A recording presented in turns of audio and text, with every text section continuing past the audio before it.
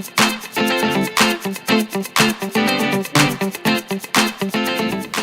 name is Bill Fegan. That's who you are, Bill Fegan.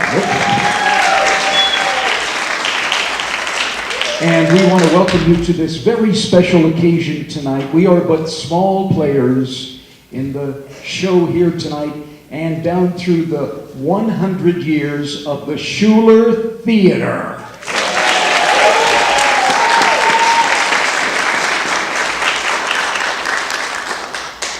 Quite amazing. It was on this very night, April 27th, 1915, that the first show. Does anyone know what the name of the first show was? Good. A+. Right. This will be audience participation night tonight. There'll be a lot of things. Well, we want you to feel a part of this. That's why we're going to leave the lights up. And what we decided to do was do a night of honoring of the theater, of what's happened here, kind of a microcosm of what's happened down through the many years here. So you'll hear music from many of the shows, a few little vignettes, and hopefully have some fun. And think what this theater is all about. It's all about us. It's all about us. With you in the audience playing just as an important part as we up here. Now, if you've never been on the Shuler stage, that's okay. That's all right.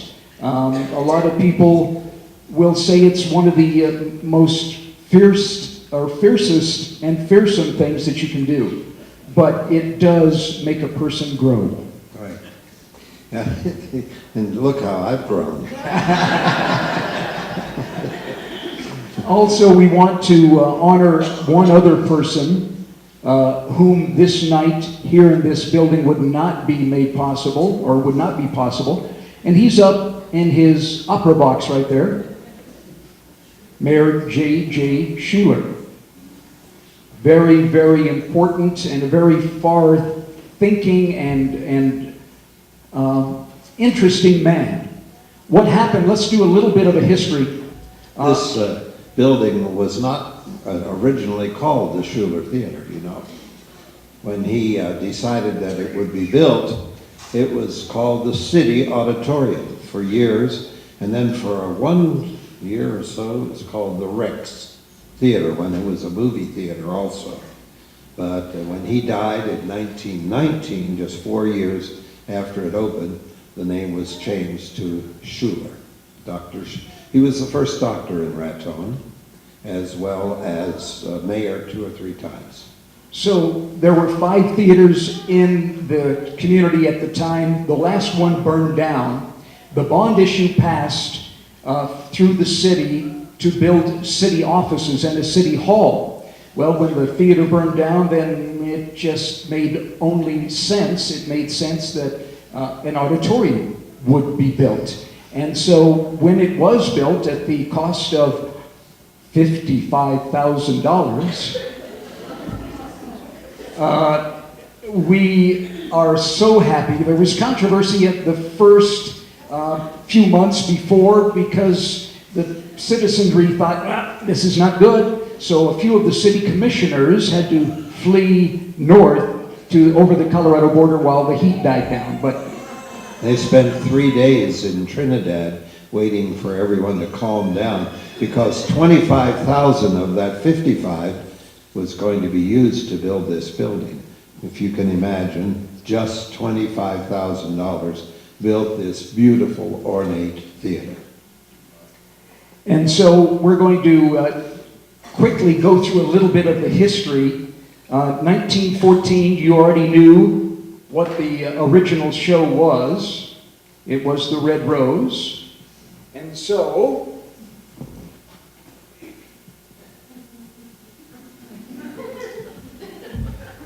opening play at the Auditorium. Tuesday evening, April 27th, return of the supreme musical event, The Favorite Prima Donna, Zoe Barnett, in John Fisher's colossal production of the comedy deluxe, The Red Rose. Yes. 23 original musical numbers. Get your seats now at Nutting's Drugstore. 10 modern dance numbers, with the same wonderful cast which has delighted everybody from coast to coast. The original English Rosebud Garden of Beauties. Yes. So that was the first show. It took place in a girls' school in Paris. And we hunted, and John Davidson, by the way, found a copy of it at the Library of Congress and presented it to me when I moved back here 28 years ago. We read it and looked at it and played some of the song, and it was just awful. People kept saying, "Why don't you do the Red Rose?" It was so bad. But it had 62 people in the cast. Yes. If you could imagine. 62. We have no idea where they put them because at the time there were only 2 tiny dressing rooms downstairs. They each held 4 people, and there were no toilets down there, nothing but 2 tiny dressing rooms. 64 people. I guess they must have changed costumes out in the alley or something. They traveled by train, and they were met by horse-drawn wagons with all their scenery.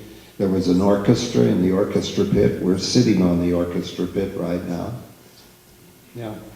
And so it began. Many hundreds of shows, movies, Western serials, burlesque, vaudeville, fights, graduation ceremonies. I mean, it was the true city auditorium, and we're glad to see that it's continuing this way into today and into the future. We even have a wedding scheduled here in June. Wednesday night, it's the National Honor Society induction ceremony here in the theater. So we're happy about that too. But in the 1950s, business began to wane a little, and so the movie theater that had a lease here for the Shuler from the city decided not to renew that lease. And so it went dark for about 10 years. The doors were closed. And then about 1963, a lady named Evelyn Shuler, who was the daughter of the mayor, and we have her special seat reserved over there. 4th row on the aisles, where she always sat. If there were 3 performances of a show, she was here all 3 performances. Evelyn Shuler, the daughter of Dr. Shuler, never married. She was the city librarian, and we've reserved her seat. Last night and yesterday afternoon, we had somebody sitting in that seat, but when we said that was Miss Shuler's seat, I think they moved. Because she's still here, you see. Felt the spirit. Yes. Yes, indeed. But it's a good thing. I've been here many nights after everyone is gone, and I've heard a few things. Haven't seen anything, or I would not be here talking to you at this very moment. But I've had friends who came and asked to use the theater one night, Laser Vaudeville, friends of mine. They were breaking in a new actor, and they said, "May we use your theater tonight? We'd like to get in about 10 o'clock and work through the night. We have to be completely dark when we shoot our lasers out on clouds of fog." And I said, "Yes," and they used it. The next day they came by to thank me, and they said, "Do you have a ghost in the theater?" And I said, "Why do you ask?" I hadn't told them anything. And they said, "We saw something." And I said, "What did you see?" "Well, we saw an aura." And I said, "Where was it?" 4th row in the aisle, exactly where Evelyn Shuler sat. And I said, "Well, what happened?" "Well, it moved." "And where did it go?" "Down into the pit by the piano." And that's the original piano still here in the pit. And Miss Shuler played the piano for silent movies, so we knew she was here and is here. Miss Shuler, we're glad you stick around. Absolutely. Now that we've set the tone, let's get back to the history just a little bit. Evelyn was sad because the theater was not in use. So she heard of a touring company that was going to play in Las Vegas, and it was the Kaleidoscope Players. And that was a company that Bill was associated with. So she contacted the booking agent to have a show. And she said, if ever those kaleidoscope, oh, she never could pronounce kaleidoscope.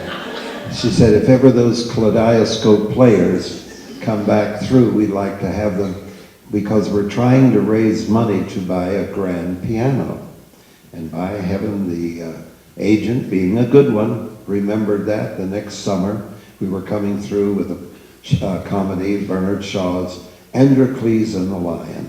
And the Federated Women's Clubs, Mrs. Donati, Bill's mother, Lois Donati, was the president of the Federated Women's Clubs and had us come here to play one performance to help raise money for the very piano that you're going to see on stage tonight. Absolutely, and my mom kept the records. They made $75 that night on the first show, and they were tickled pink. I mean, that was great. Of course, that was in 1963. Yes. And so that's why I call Bill the Renaissance Man. His kaleidoscope players played that evening. It was such a resounding success that businessmen approached Bill that night. Yes, at the Shuler house, which was then the museum, for those of you who might remember it. Miss Shuler had a reception for us, and some of the men approached me and said, you know, we have a racetrack here, but we don't have anything to do at night except drink. And what would it take to get you guys to come back and do more shows in the summertime? And you told them? Money. And they said, how much? I said, well, I don't know. Let's see what we're talking about. And then Dr. Smoker said, where are you going tomorrow? Oh, we're going down to Highlands. Oh, that's just almost 2 hours. I'm going there for a meeting tomorrow afternoon. What if I can get a few people together tomorrow morning at the bank and we can talk about it? Can you work up a budget? I said, yeah, sure. And I can remember the motel. As a matter of fact, that motel is no longer here. It was out by the Holiday Inn. Forget what it was named. But I stayed up all night working up a budget, and I met with 17 businessmen the next morning, and I gave them the bad news of the money. They shook their heads and looked at each other and said, we can do that. So the next summer we had our agent end our tour right here at the Shuler, and we did 4 shows here and in Taos. And then we moved here. We didn't have to live in Alabama. I said, let's move wherever we want to. And everybody said, New Mexico. And we moved here in '65. And the rest is history. Hundreds of more shows, slowly, little by little, we have improved the theater. Now the city owns the theater, and they realize what an asset it is. So they help keep the roof on, the plumbing open, and the toilet paper flowing, so to speak.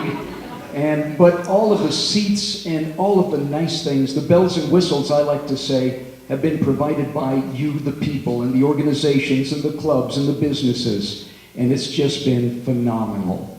And so we go into the second 100 years very, very excited about how things are going to pan out. Bill? Yes. We could go on and on. Yeah, but there's such good music coming up and dancing and so forth. On Friday, this weekend began with a presentation of the Raton High School students in Poetry Rocks. And it was one of the best things that happens because it is our local people coming up and expressing themselves and being creative.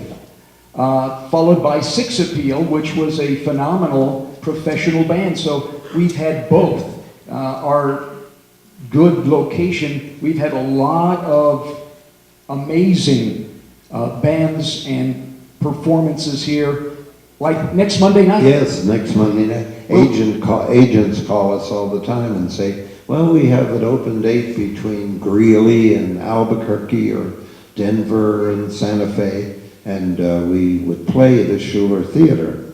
And we had such a call a month or 2 ago saying, we have a new version of Church Basement Ladies coming through, and if you could take a Monday night, that's a week from tonight, well, we would love to play the Shuler. It'll be the same old kitchen set, the same four ladies and the pastor, but in a new script, church basement ladies in the last potluck supper. And tickets are on sale, yes. $20 general admission, and that won't be the final commercial we have tonight. So, thank you again for coming. Just wanted to show you a couple of things. This is kind of a landmark in what the theater is known for. We have a lot of postcards, etc. A lot of people remember this. And it's an original curtain, 1915. 100 years old. It's been hanging here. White photo. Someone sent Kansas City Scenic Company a white photo, and they painted this. And the canvas is what, about 4 feet strips, and then 30 feet tall. And it's watercolor. Watercolor. We had a person come from the New Mexico Museum of Art and do a little test on it, ultra UV light and everything, and scraped it and said, that's watercolor. We can't do anything about it to preserve it, really. I mean, you can. We tried. Yeah. Right here, Ben Zeller and I decided maybe we could clean it. And is Ben here? Ben? Oh, he might show up yet, but we don't. At any rate, here's the spot. And it started flaking, and so we stopped very quickly just to clean it. So there it's been, not cleaned, and it's been 100 years hanging here. This is the only counterweighted curtain in the theater. We have many other lines and sets and drops, and you'll see the palace drop, but they're all controlled off stage, 20 feet above stage, by ropes, pulleys. And manpower. And manpower, Armstrong, 1-to-1. This is the only counterweighted curtain. So, if you will, I will show you my best side here. And this. There it goes. And that's how it's done. So, without further ado, we've talked enough. Yes. Let's bring our first act up, and it's going to be the Kids Corral. Right. Kids Corral. Welcome the Kids Corral to the stage of the theater.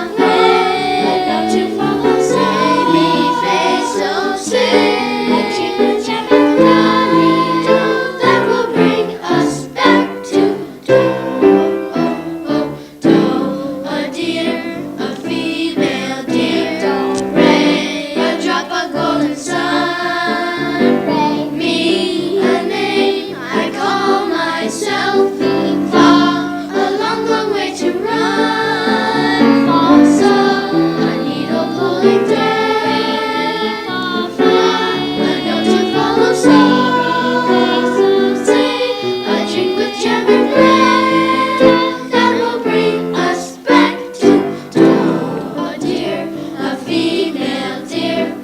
Pray a drop of golden sun, need a name I call myself. Far, a long, long way to run.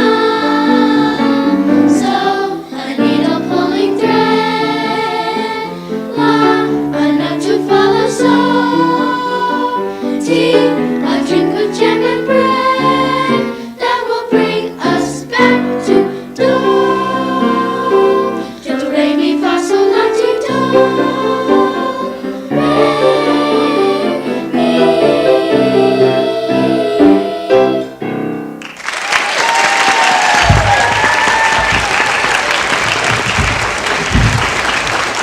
That tone's got talent. Good job. All right. Kids Chorale under the direction of Bill Crary.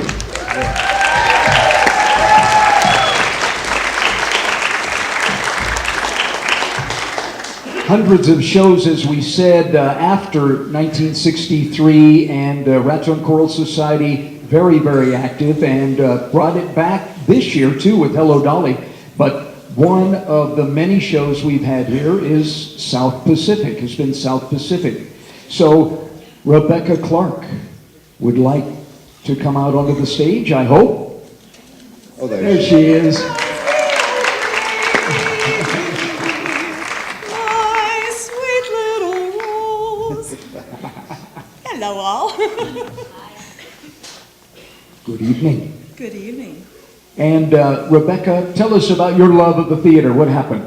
Oh, moved here in 2004 and got involved up there for Christmas Carol.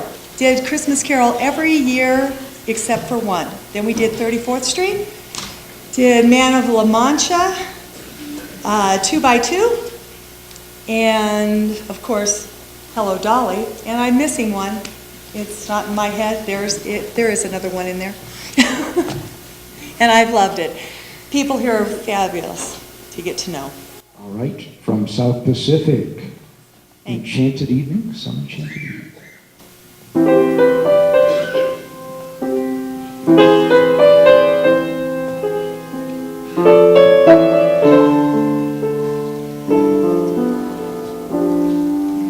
Some enchanted evening, you may see a stranger. You may see a stranger across a crowded room, and somehow you know even then, that somewhere you'll see her again and again. Some enchanted evening, someone may be laughing. You may hear her laughing across a crowded room, and night after night, as strange as it seems, the sound of her laughter will sing in your dreams.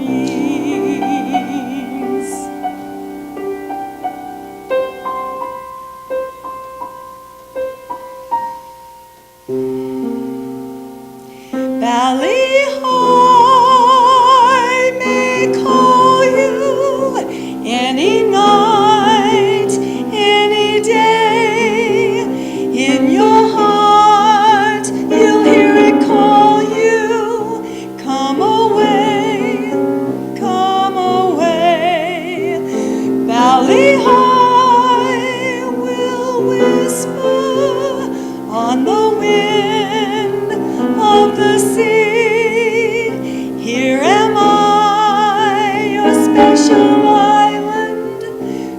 to me, come to me.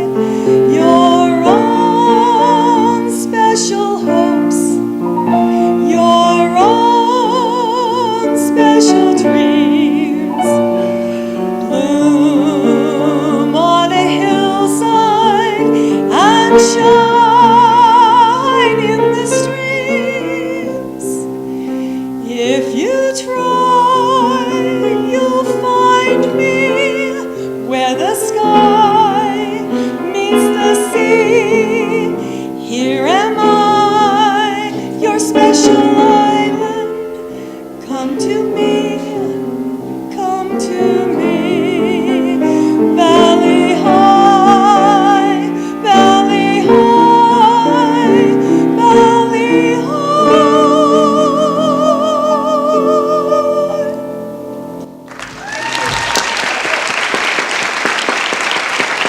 All right, Rebecca Clark, thank you. Good job. You know, down through the years also, we've had a lot of good dance here at the Shuler Theater. Yes, BYU Dance had several shows here. yes, and the Moscow Ballet, if you can believe it, actually the Moscow Ballet. And they said, we have an open date and we would like to play your theater. And I said, how many are in that ballet? 44. I said, no way. Now, our stage is too small, gave them the dimensions, and they said, oh, well, we have a cut-down version for 16 dancers. So we booked the Moscow Ballet for almost nothing. They had the open night. I think we supplied them with rooms and a meal or something. And they were here a number of years ago. We've had various dance companies, including last week. Yeah, yet another example of en route and on the way through. And so we would like to bring out a couple of our local dancers who have danced up a storm on the Shuler stage, and that is Howard and Carol Woodworth. Yes.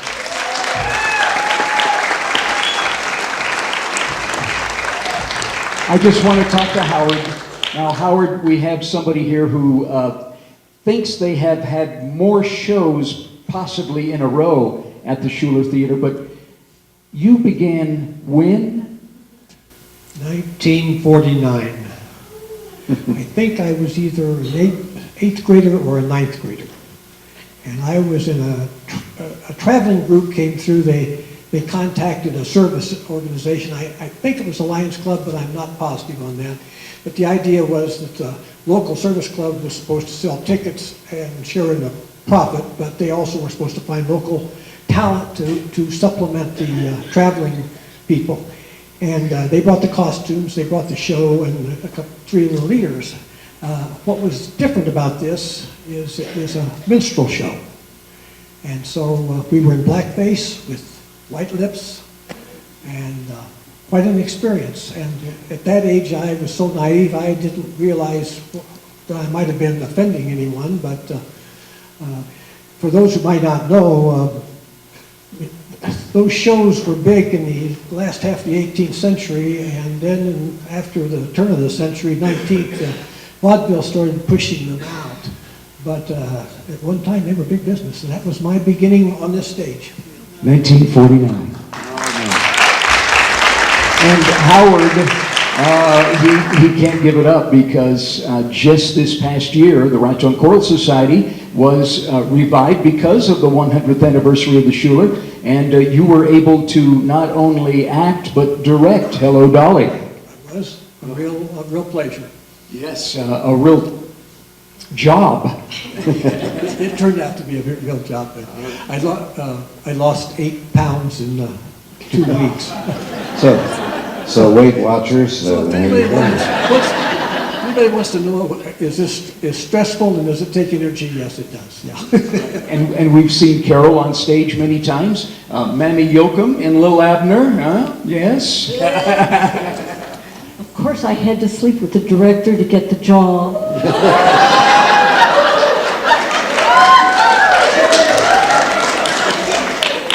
Howard likes me to mention that he was the director. All right. What are you going to do for us this evening? We're going to do a dance. We had a little debate about what kind, but Well, maybe I should explain to everyone. When Bill asked me would I dance, I of course wanted to do something from one of the shows we'd done, and the first one that came to my mind was a show called The Boyfriend, and it had a song in it called Won't You Charleston With Me, you know. Da, da, da, da, Carol Shuler, she no. didn't like that idea. I think she was afraid maybe I would sprain something or twist something and not be able to vacuum the house. At any rate, the second one that came to my mind was from King and I. I don't know if most of you remember, but Anna taught the king how to do the polka, you know. And she didn't like that either. She thought maybe I'd have a heart attack, I guess, not be able to mow the lawn or something. So then the third number that came to my mind was a tango, Hernando's Hideaway from the Pajama Game, and it was and I think there was just a lack of sophistication or something, but we didn't do that. So about this time I thought, well, maybe I should ask her her opinion. What did she want to do? And she told me she wanted to waltz. She thought that would be appropriate for our age. Carol?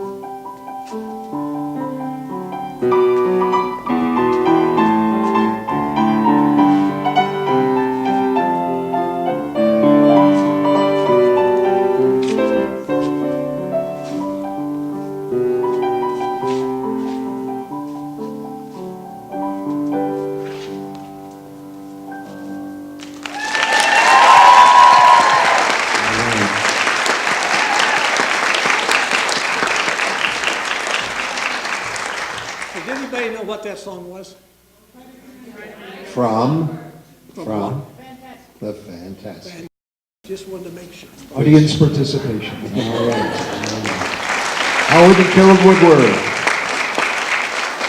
All right. Oh, and a reminder that we will have a little reception next door, Isabel Castillo Performing Arts Center, after the show. So please join us next door for some Lucy Romero refreshments and food. So, yeah, a little clap there. Yes. All right. Let's move right along. Next up is going to be the Rat-Tone Glee. Rat-Tone Glee.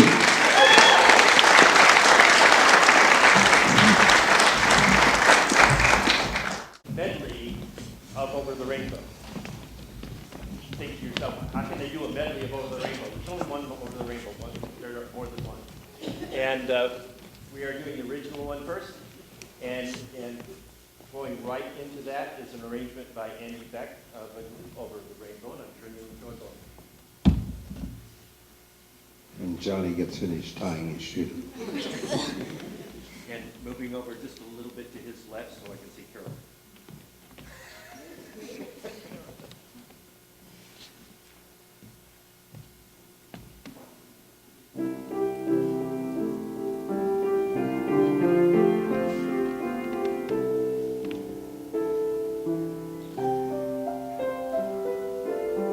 When all the world is a hopeless jumble and the raindrops tumble all around.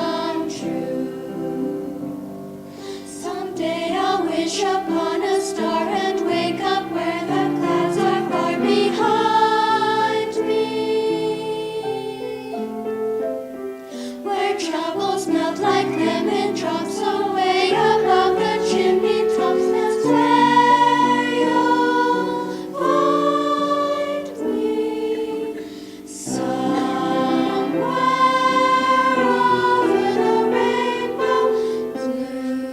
Bluebirds fly,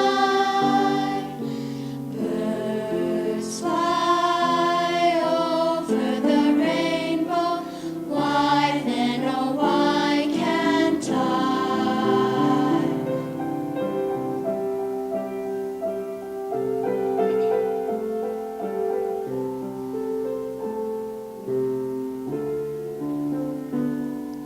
If happy little bluebirds fly beyond the rainbow, why, oh why can't I?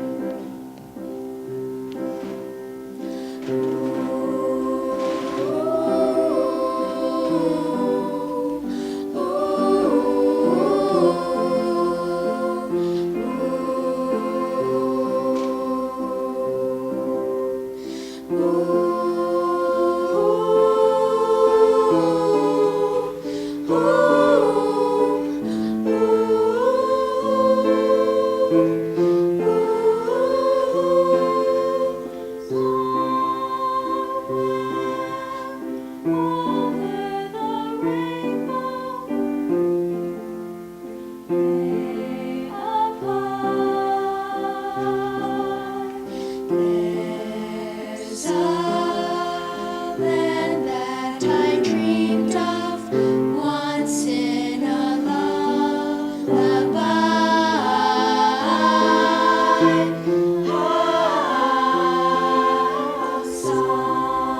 Somewhere over the rainbow, skies are blue, and the dreams that you dare to dream really do come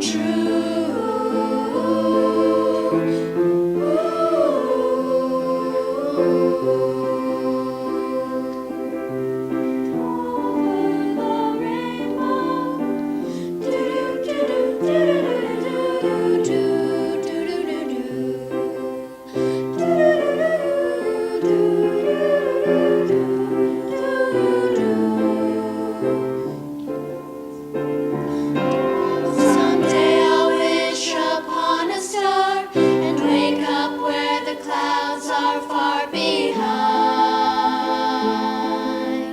me, where troubles melt like lemon drops high above the chimney tops. That's where you'll find me, oh, somewhere over the rainbow. Bluebirds fly,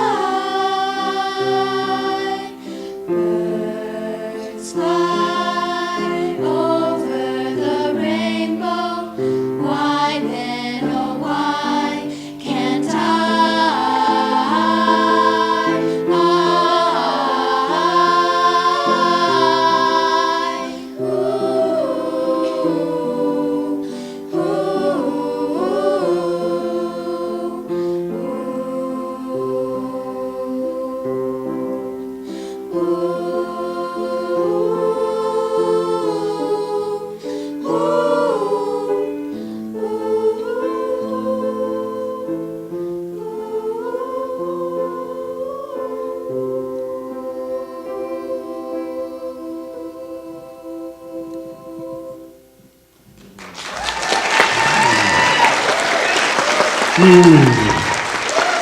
Wow, the Raccoon Glee, ladies and gentlemen, Raccoon Glee. Wow, fantastic. And that's one of the reasons we had such a hard time getting a sound system here, because everybody says the acoustics are so great, we don't need a sound system. So I'm going to ask you to introduce yourselves really quickly. Allie Urban, Kerrigan Weiss, Laura Robertson, Asia Gentry. Johnny Gentry, Keeling Romero, Aisha Gertler, Tressa Blazer, Megan Dieter. Bonnie Gonzalez. The Raton Glee. Okay, shall we try it again? Let's try it again. This is the future of the Shuler Theater. This is going into the second 100 years. So we're going to do a little different than we did last night. How many have been in one show? Raise your hand. Okay, one show. Just one? Or? Just one show. Oh. No, okay, maybe I did say that wrong. At least one show. At least one show. Okay, all right. Now, at least 2 shows. Down. At least 3 shows. Down. At least 4 shows. Down. At least 5 shows. Down. 6 shows. 7 shows. 8 shows. 9 shows. Can I get a little help here? 10 shows. 11 shows. 12 shows. 13 shows. 14 shows. It's not a competition. It's just great. It's just 15. 16. Do I hear 17? Okay, somewhere in there. All right. Sold.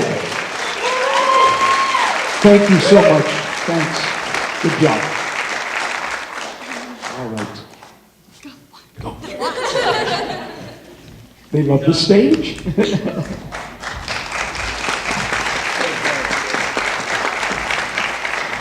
Wow.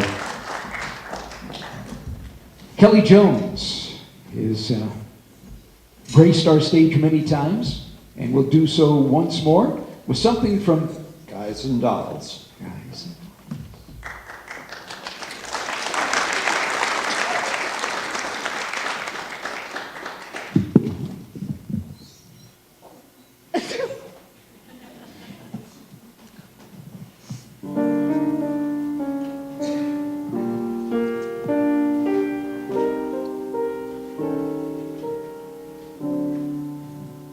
Now it says here, the average unmarried female, basically insecure, due to some long frustration may react with psychosomatic symptoms, difficult to endure, affecting the upper respiratory tract. In other words, just waiting around for that plain little band of gold.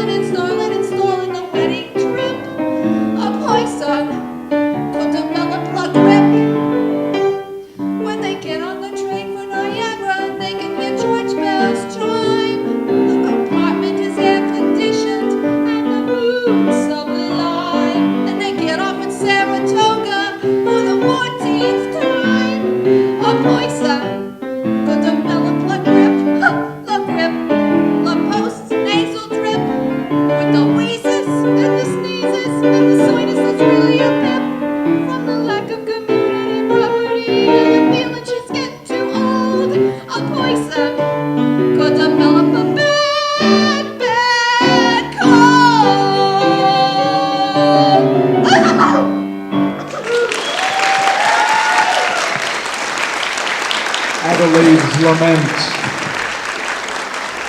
Kelly Jones, what a personality. All right. Good job, good job. Yes, well, Guys and Dolls has been here. right, yes, several times I think I've done it. Absolutely. How many shows have you done here, William? Well, here, I don't know, but in my life, around 200. And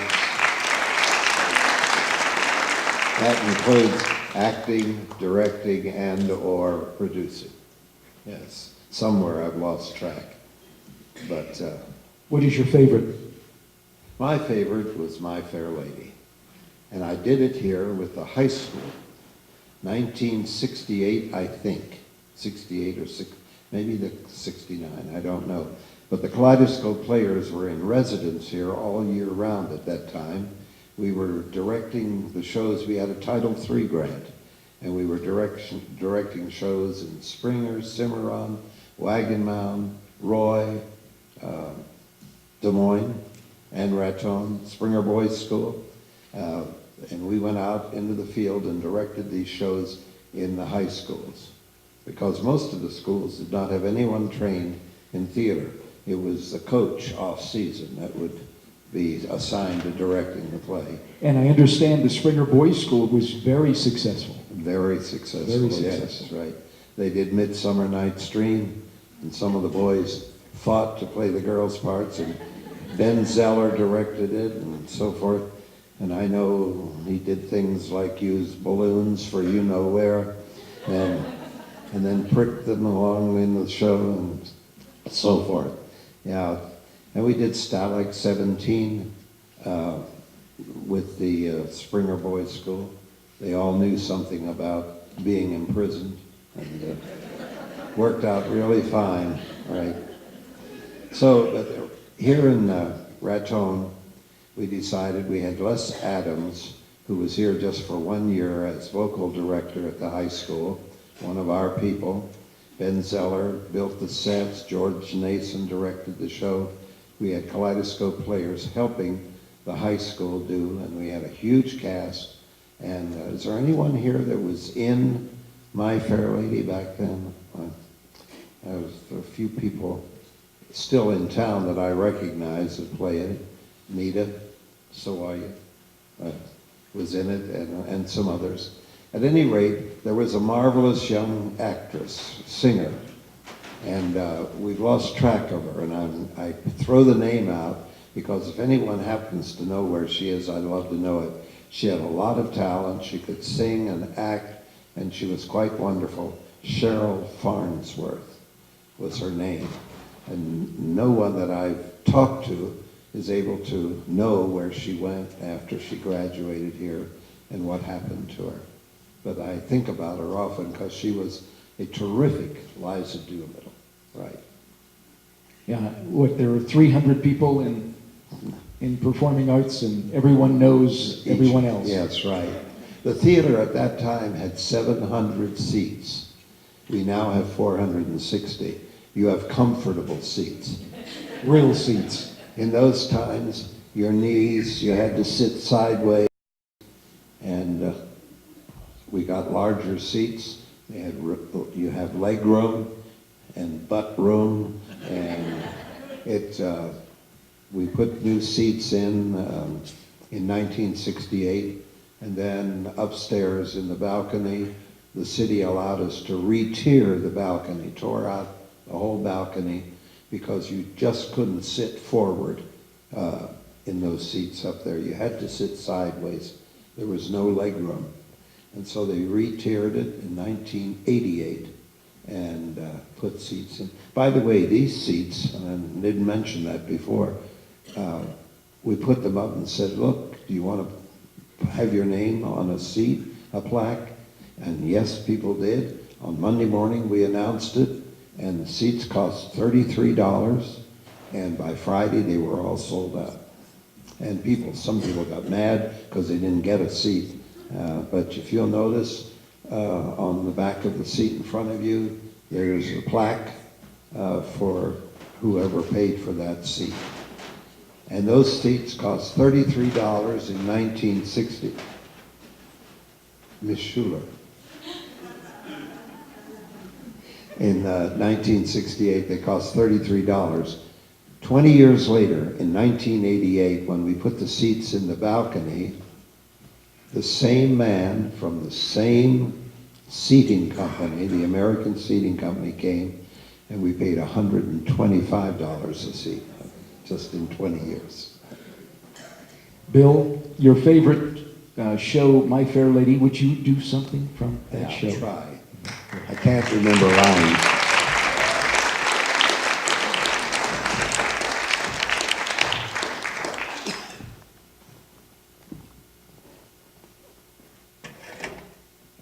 I'm not going to sing backwards.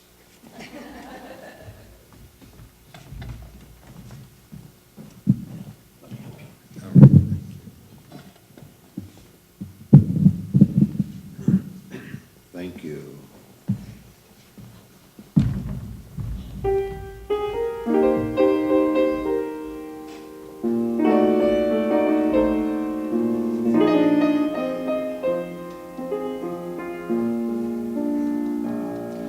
I've grown accustomed to her face. She almost makes the day begin. I've grown accustomed to the tune she whistles night and noon. Her smiles, her frowns, her ups, her downs are second nature to me now. Like breathing out and breathing in. I was serenely independent and content before we met.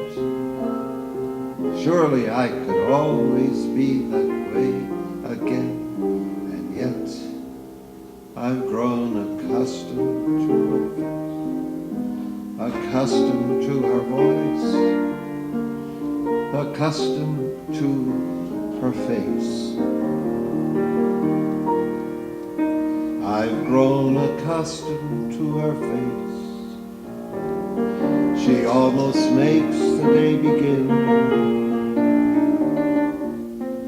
I've gotten used to hear her say good morning every day. Her joys, her faults, her highs, her lows are second nature to me now. Like breathing out and breathing in. I'm very grateful she's a woman and so easy to forget. Rather like a habit one can always break, and yet I've grown accustomed to the trace of something in the air, accustomed to her face.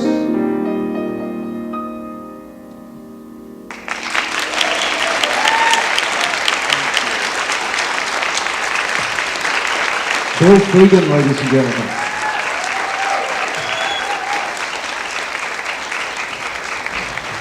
Now, Bill, you said you can't remember words, but I remember with Poetry Rocks, you just spieled off some Longfellow for out of the memory banks. And you know, some of the shows that we toured as Kaleidoscope players were literary shows. We did an evening of Robert Frost, and so I remember some of those things. And I've told the kids in the poetry shows that you will remember some of the poems you've memorized. And it's wonderful to hear them with their young voices reciting, writing, and then reciting their own poetry.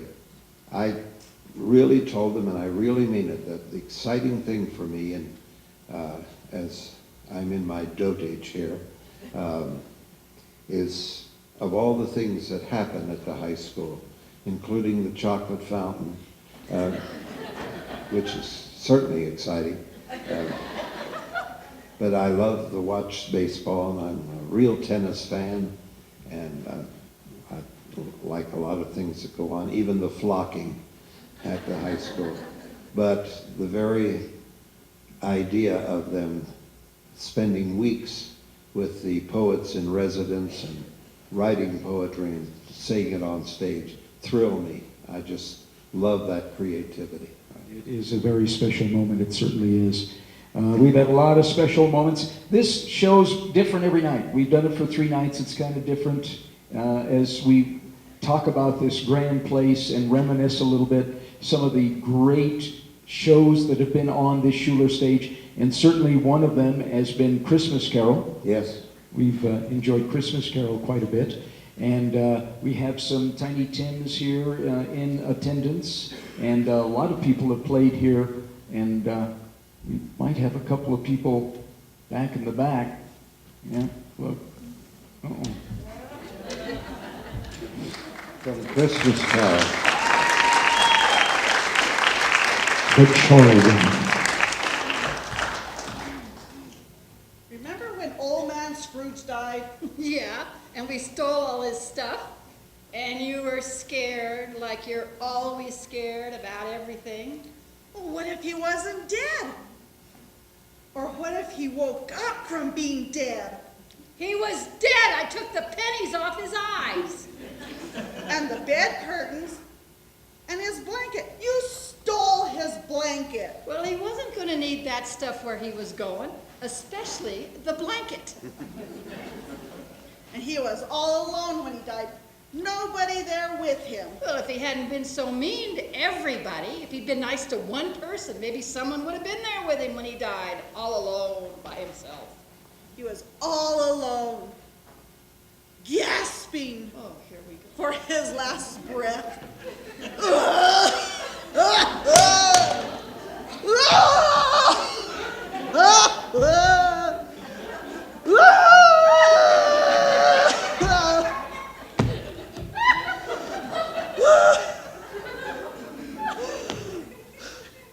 Are you quite done?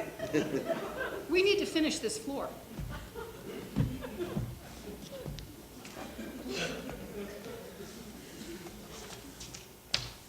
I heard something. Did you hear that? No, I didn't hear a thing. You're always hearing something. It's nothing to be afraid of, nothing to be afraid of. It's Scrooge's ghost. It's Scrooge's ghost. Every time there's something to do, she hears a noise. She gets scared. She loses her place. She doesn't know where her broom is. But that's okay. I'll just finish up here myself. I want my blanket.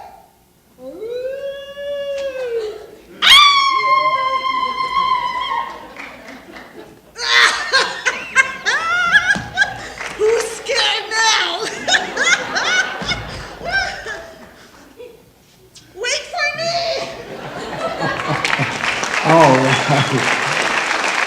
The Charwomen, ladies and gentlemen, Adela Garcia and Sarah Kowalski. There's Adela, there's Sarah. A hoot. Bringing a whole new meaning to dying on the stage. Yes, indeed. All right. We have a very special talent who's been here on the Shuler stage several times, and I think you'll recognize the voice and the man.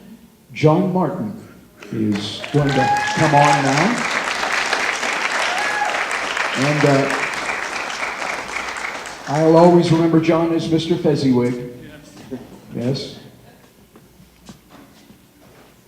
Well, thank you. And there's so many different shows that I've been in, 30 plus. A lot of them were leads, which I can't do now because there's too many words to memorize. I understand that. That's why I have this help up here called a script. So with that, And you all not only starred, but you directed several I have shows. directed, yes, the piece I'm doing first is Camelot. Directed that and played King Arthur as well. And that taught me have a lead and direct at the same show. Should have talked to Howard. Yeah, Howard, I don't know why we didn't learn this. Over the years, I've done a lot of stuff with Howard, and and so many people here. It's just a wonderful place to be. John, a quick before you get in, a little history. You came to town when, and your first experience at the Shuler. Yes, that was back in 1976. I applied for a teaching job, directing the choirs.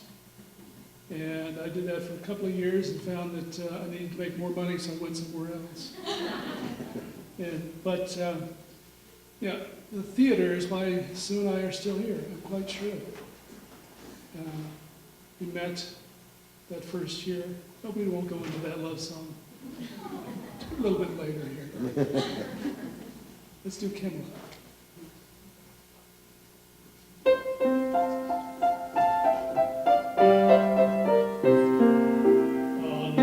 Was made of distant moon I go here.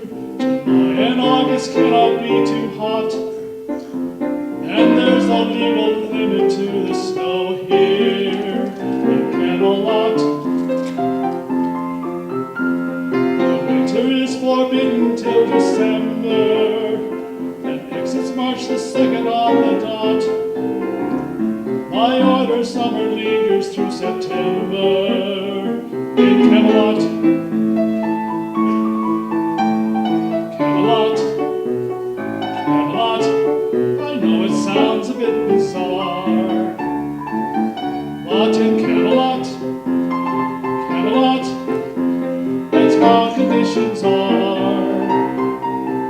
The rain may never fall till after sundown, but in the morning fog must disappear. In short, there's simply not a more congenial spot for happily ever aftering than here in Camelot.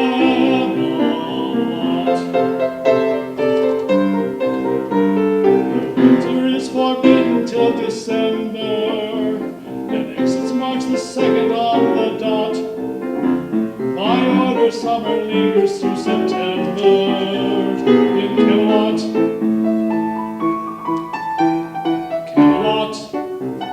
Camelot, I know it sounds a bit bizarre, but in Camelot, Camelot, that's how conditions are. The snow may never slush upon the hillside, by 9 p.m. the moonlight must appear. In short, there's simply not a more congenial spot for happily ever aftering than here in Camelot.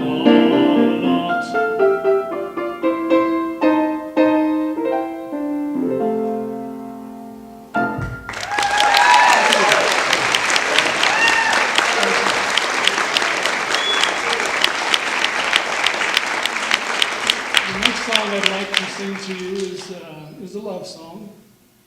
Sue, do you hear that? Yes, dear. It's good to know those words. Yes, dear.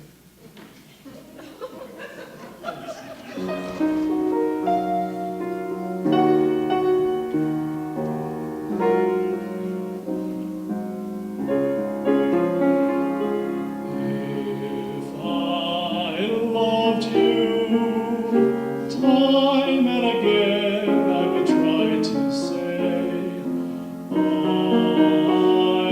want you to know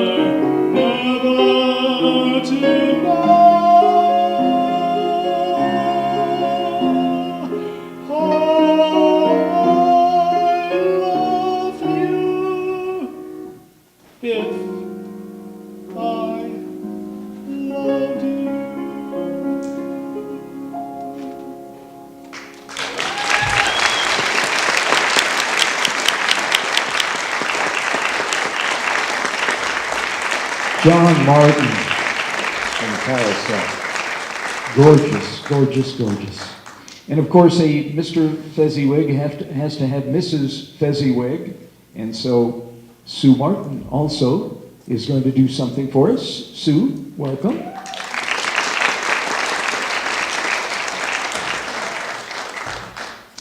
Well, as we're reminiscing about all the historic aspects of the theater, sitting backstage and listening to the wind rip through the tin on the roof reminds me, some of you might remember when the fire alarm was still hooked up it was a big foghorn type sounding thing, and in various summer theater programs and between Kaleidoscope and what's going on today, there was about 3 or 4 years that John and I produced summer theater, and I directed a number of shows. And one of the first shows that we did on Golden Pond, Rick Trice played Norman Thayer, I played Ethel, and so we were playing these really old parts that we're quickly catching up to. And the foghorn goes off in the middle of the show, and you could not hear a word on stage, so we had to stop and pantomime and smile and pretend we're having a conversation. And it went on quite a while. Those of you that were here then remember that it was quite the whistle. Yeah, it was a siren. Yeah.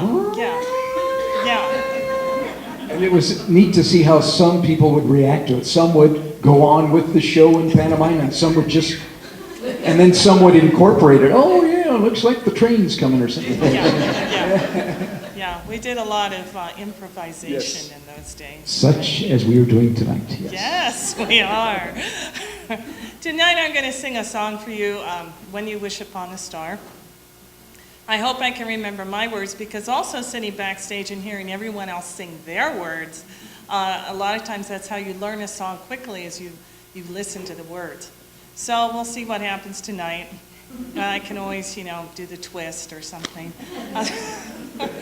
But I picked this song because we all have secret wishes and desires of things that we can do. And this song embodies that kind of hopeful wishing. So without further ado, When You Wish Upon a Star.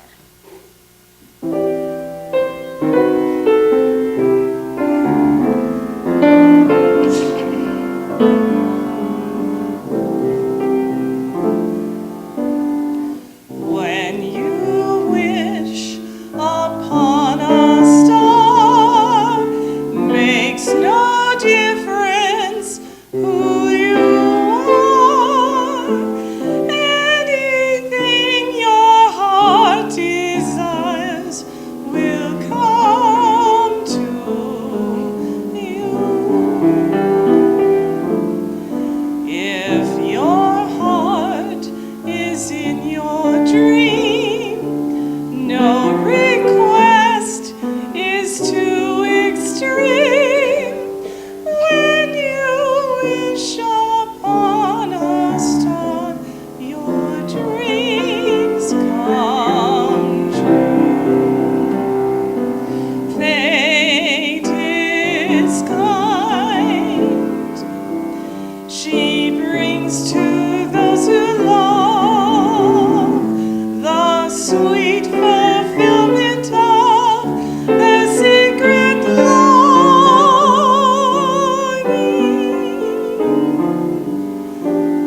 Like a bolt out of the blue, fate steps in and sees you through. When you wish upon a star, as dreamers do. Fate is kind. She brings to those who love the sweet fulfillment of their secret longing.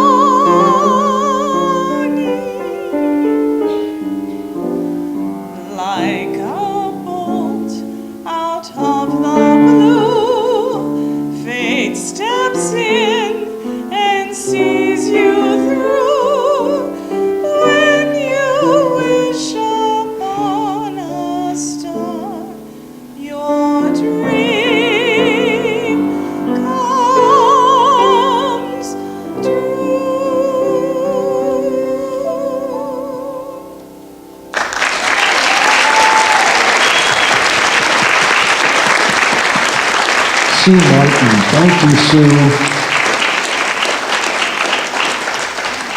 Well, down through the years, we've had many actors and people who went on to become famous, at least in their own minds.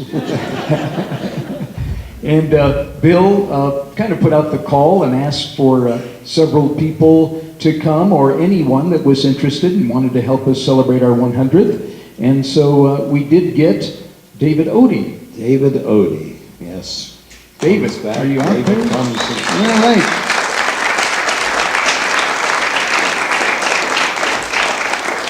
Come on up and talk with us here, David.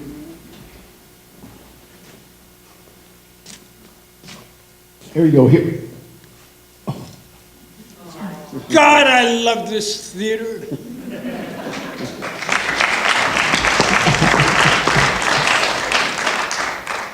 It is such a treasure.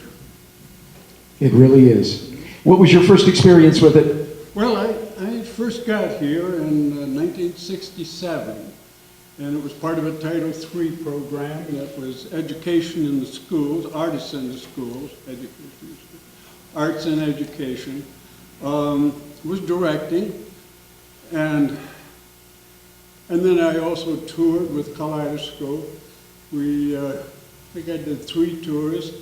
One was a wonderful compilation of Oscar Wilde pieces called Ladies versus the Gentlemen, and did Spoon River, which was a great experience, great acting experience. For all the character work that it's done, it's a wonderful piece for everybody to read. Find a little bit of themselves in each of the characters. But the one that was sort of memorable was one that was co-produced with Kaleidoscope with the Third Eye Theater in Denver. So we had some new actors come down, we rehearsed hard here, and we took it out as a bus tour. So the big day came and the bus pulled in front of the theater and we all loaded our suitcases in and off we went. And a wonderful bus driver named Bill, he was from Council Bluffs, Iowa, which was sort of Bill's home base for booking the agency there. But Bill must have played Johnny Cash's A Boy Named Sue 400 times by the time we got to the middle of Texas. And we didn't know this guy yet. And so one night at dinner, we finally were drawing him out. What's the story, Bill? Oh, I'm just a country boy from Iowa, yada, yada. He says, well, I've been driving bus for a long time. He says, yeah, I take things out with the bus. This is my bus. And he says, well, what else have you, taken out? There's 17 of us young actors bouncing around as a European circus throughout the South and the East, Southeast. Interesting war stories about that, because we came in and we looked like a bunch of gypsies. So it was always these kinds of looks that we'd get with 17 of us coming into a restaurant and trying to order food. And we're on a schedule, 30 minutes to eat. We got here. But anyway, Bill was saying, well, I had some British boys that I was driving around this past year. Oh, really? Yeah. And who's that? And he said, oh, it's Peter and Roger. I think they call themselves the Who. And all of a sudden, we were all rock and rollers. We perked up. Bill, really? He says, yeah, there's some funny stories about that. We got to New York. We were staying in the Waldorf Astoria. Peter turned to me and said, Bill, that black offender that we saw in that music store down the street? And he said, yeah. I said, go pick that up. I'm going to use that for the show tonight. So I went down and got it, and I brought it back up and handed it to Pete. Peter played a little bit on it. It feels good. What do you think? And he threw it to me, and I grabbed it. And I picked a little bit, and so he did. And he said, it was such a sweet instrument. He said, it just sang in my arms. I thought, boy, he said, yeah, and then I saw Peter break it into about 1,000 pieces that night in the show. But anyway, he said, they really liked this bus. And when we were saying goodbye, he said, goddamn, we're going to write a song about this bus. And they did, and it was The Magic Bus. And that was the one that we took out. We're doing Carnival out of Kaleidoscope. That was a fond memory. We're mentioning Des Moines as a memory I've got of one of the directing jobs that I did there. I did sort of a silly comedy called Lo and Behold. And the thing that was memorable about it, it was a little scary because production week came and these wonderful kids just weren't getting the lines. I think we had to stop at the end of the second act and our first dress rehearsal because we'd stopped for lines 240 times. Hey, we've got an opening on Friday night. Your parents are going to come see this, you know, young people. The next night we did the third act and certainly stopped for lines 110 times, something like that. But this is going to be murder. It's going to be murder. But I loved the kids and a lot of reinforcements. I said, oh, look, I'll see you tomorrow. We're going to do this and put it in front of their folks. Got costumes and everything was set, so it was manageable. About 11 o'clock the next morning, opening day night, I got a call, and it was that my costumer was in the hospital. I thought, no, what, my kids? And I called and ran over there. After rehearsal that night before, they had been sort of playing tag with each other on the ranch roads outside of Des Moines and Capitol, and there was one road that was a whee road. And so the lead car was racing, and they were whooping it up, and the radio was blaring, and one whee, and he got down, he was going to sneak and do a U-turn and come back so that there was whee. Well, the car was a little too close, and it broadsided, and I had my entire cast go to the hospital that night. And this one sweet little cowgirl, tough little blonde lady, young lady, and she was playing an antebellum ghost, and so she came in with this full balloon dress on and everything. Fortunately, that was her costume, because after the accident, all she could do was just stand like this and move around, but completely covered by this big antebellum hoop skirt. But that's one of the sweet, unfortunate, hurtful memories that I have of my kids in Des Moines. And what about at the Shuler Theater? What's your favorite show in the Shuler? Well, it's hard to say what the favorite was. There's a memorable experience that I had, which sort of has had some dominance this weekend because I happen to get migraines. I'm just one of the people that does, and mine are episodic, so I get a little visual aura. It's like if we were on stage and this aura were to hit, it's like I couldn't see your face. It would be a blind spot. Probably a good thing. Yeah, yeah, how convenient is it? No. Anyway, we were doing performing Tobacco Road. I forget what we were rehearsing, which would have been the next show. But around 3:30 one afternoon, I'm turning to the actor I'm working with, and the head has disappeared. I thought, no, this is a performance tonight. I can't get a migraine now. I don't have time for this. But anyway, I took the medicines that were prescribed for me, and what the aura does is that it gives you a warning that your body's about to go into shock. So about 20 minutes later, wham, this pain starts to hit, and the head is just pounding. Now, I went home, I tried to get a half an hour rest, tried to relax, couldn't. This was going to be one of the bad ones, and sometimes they last for 2 or 3 days. And anyway, this was just a blast. I thought I'll never be able to get through the show. Dragged myself to the theater in time got down into the coal bins, which was what we were using for the dressing rooms downstairs, and putting on my makeup. Like I couldn't see focus in my eyes, and my head was just, this is not going to be real. This is not possible. Came up the stairs, got into position, and the character I played, Dude Lester, was the young kid, in the open, she's throwing a ball against the side of the house. So there's all this physical activity. I thought, I'm not going to be able to even make a move of it. I'll be like to get my lines out. And so Came out to the dark stage, curtain's still down. I get ready, I think, oh, please help me, Lord. And boom, you can see the lights come on in the show curtain, and up it goes. I have to start throwing the ball, and so help me that it left my hand, and the pain was gone. All of a sudden, I was cleared. I had the energy that dude needed to have, that we'd rehearsed, that we've been performing with this. Holy smokes! I mean, just did the show, and there was one scene I did where I had to bend into the well that was here with a hole in the center and get some water from this beautiful little apprentice down there handing me the belly. Drink my water, bounce around some more, throwing the ball. Not a throb, not a bit. It was amazing, and I thought, this is a transcendent experience, you know. This is the spirit at work here. And we finished the show and do the curtain calls, and everything is fine. Carriage down, bending over and coming up.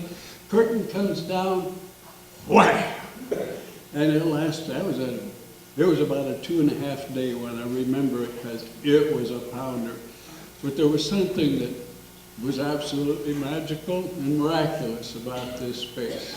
And it is a one-of-a-kind theater in the world.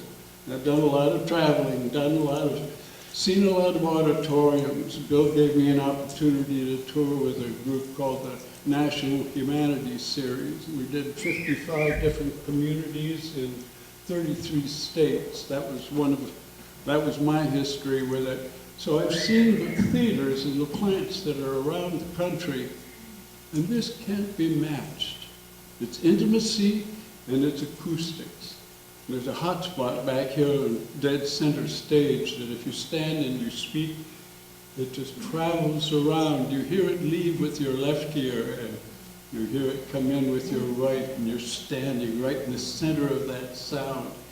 Almost every artist and group that plays here. Elbow each other for that. Yeah, almost every artist and group that plays here, unsolicited, they'll tell us, wow, this is amazing. This is an amazing place that we have here. And they built this without computers. And it's an honor to be here tonight, and thank you for letting me share a few stories. David, so much.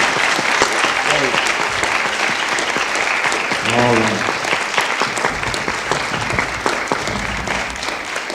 We'll tonight get our first look at Adrienne Coleman. Adrienne is coming up.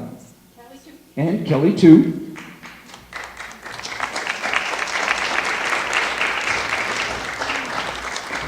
And Adrienne, this is partially your fault.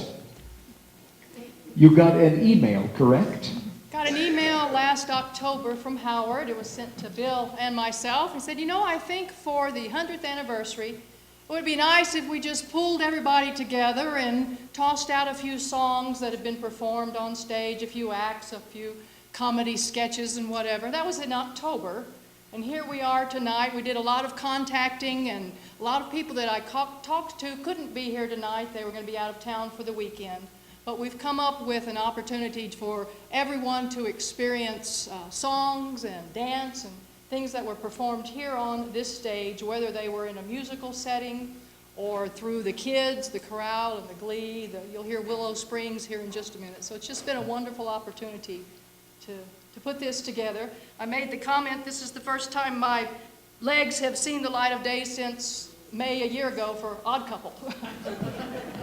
So enjoy, they're here, I really.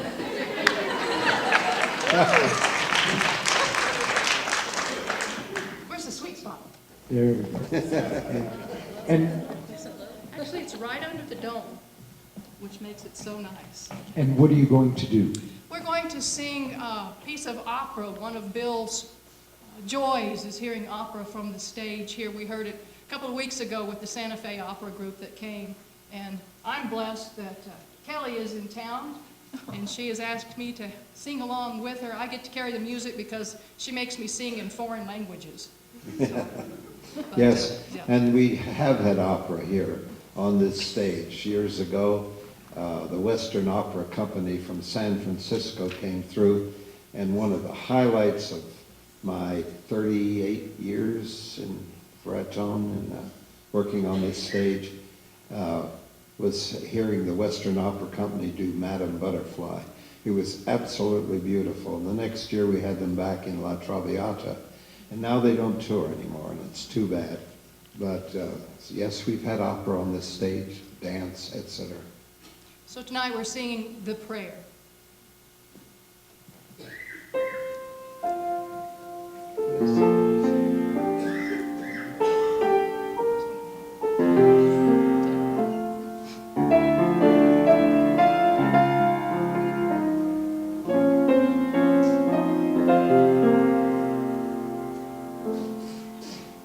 I pray you'll be our eyes and watch us where we go and help us to be wise in times when we don't know. Let this be our prayer when we lose our way.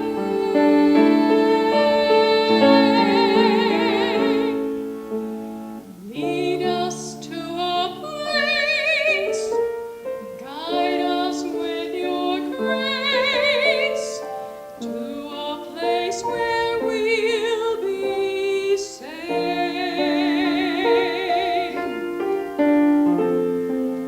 La luce che tu dai, I pray we'll find your light, nel cuore resterà, and hold it in our hearts. Ricordaci che when stars come out each night, l'eterna stella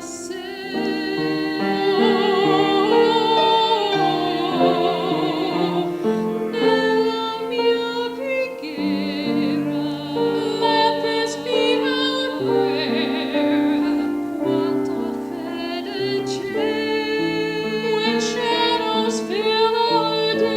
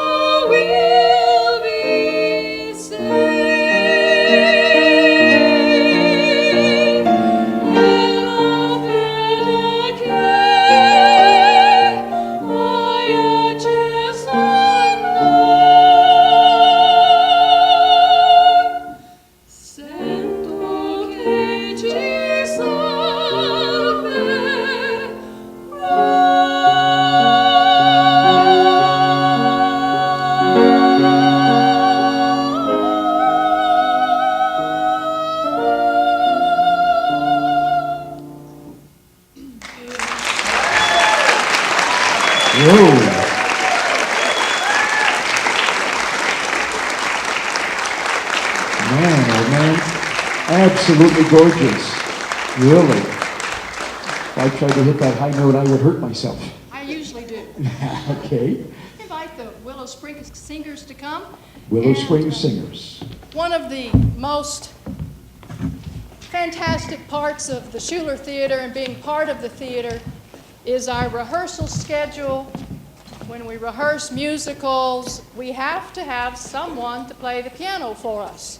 Even if the show has a soundtrack to it, we have someone who graciously and lovingly accompanies us on a regular basis. So Carol, we want to thank you tonight. The kids call her Magic Fingers, and we know why.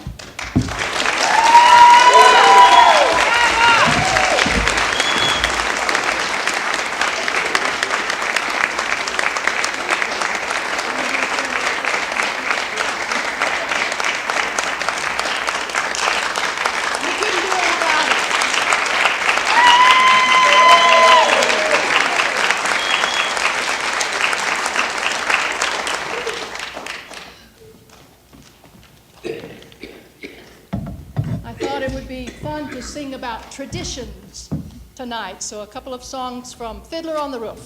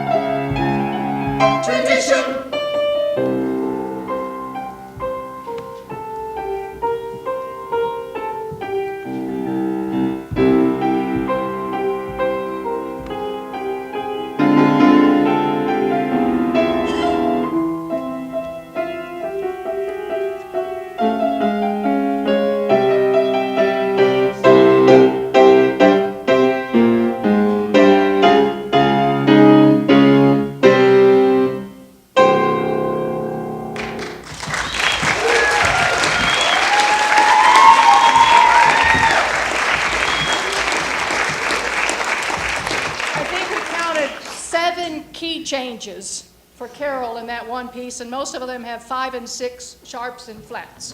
So she's playing on all 88 keys. This next song is beautiful Sabbath prayer, Sunrise, Sunset.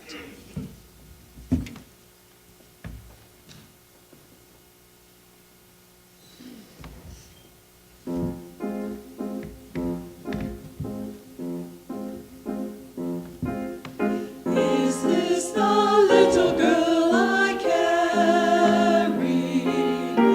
Is this the little boy at play? I don't remember growing older. When did they? When did she get to be a beauty? When did he grow to be so tall? Was it yesterday when they were small?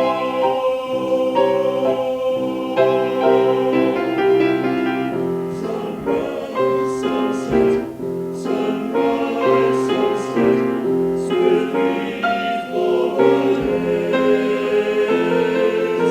Seedlings turn overnight to sunflowers, blossoming even as we gaze. Sunrise, sunset, sunrise, sunset, swiftly fly the years. One season following another, laden with happiness and tears.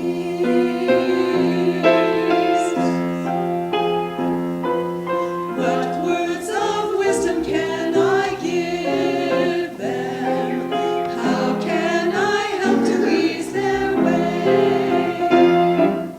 Now they must learn from one another, day by day. They look so natural together, just like two newlyweds should be. Is there a canopy in store for me?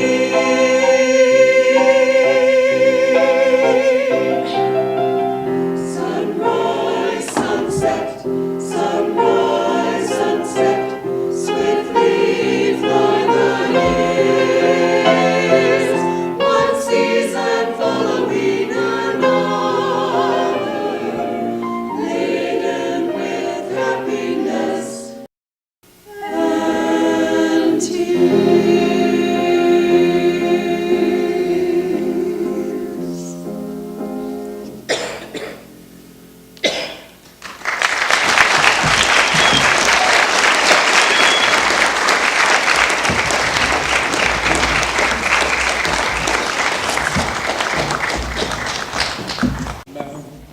Yabba dibba dibba dibba dibba dibba dibba dum. All day long I'd biddy biddy bomb. If I were a wealthy man, I wouldn't have to work none. Yabba dibba dibba. You get carried away. You get carried away up here. There's something magic. Now, we are rich. The Shuler Theater actually received a $100,000 100-year birthday present from the state of New Mexico.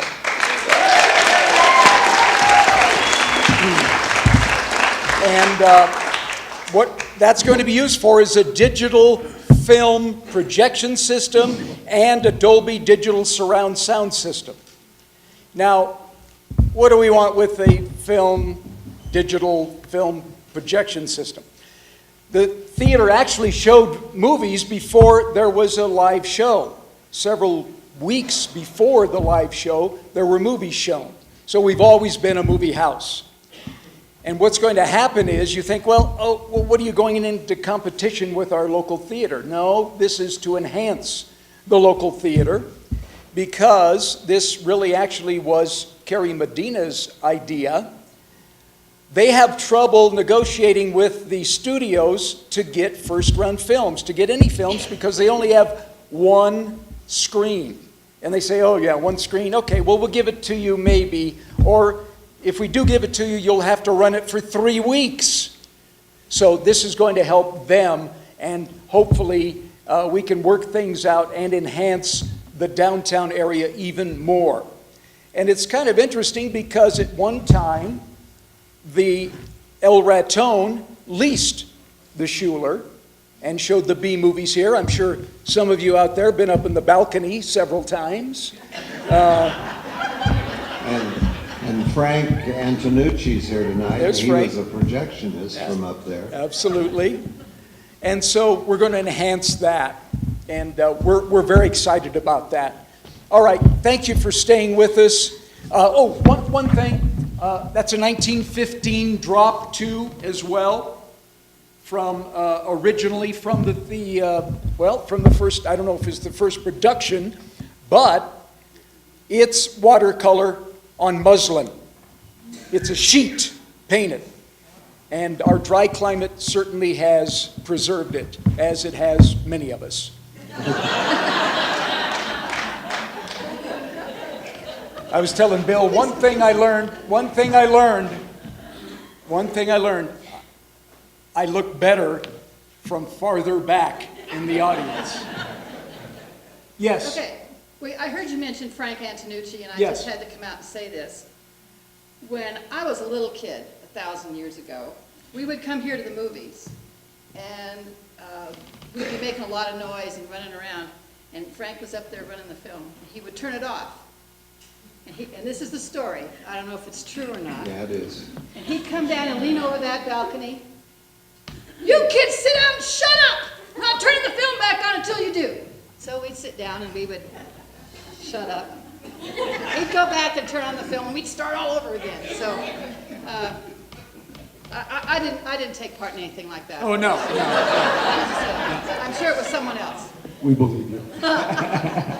All right, thanks for that little anecdote. Stories and stories and stories and stories. We're coming upon intermission here. I have one more story, and the bathrooms used to be at the back of the theater.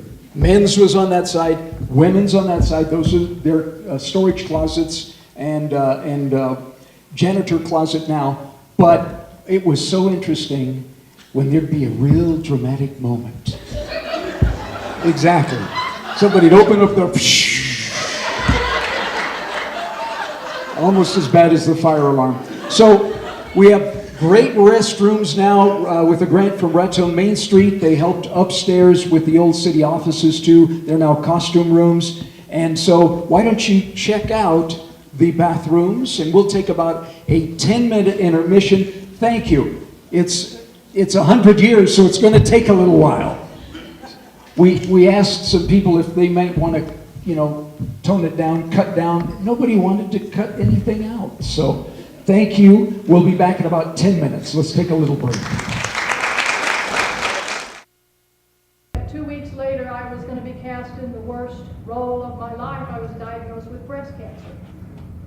So I started my treatments, and in February, we were at the pancake supper together, and Gail said, I just don't know who I'm going to get to play your part this summer.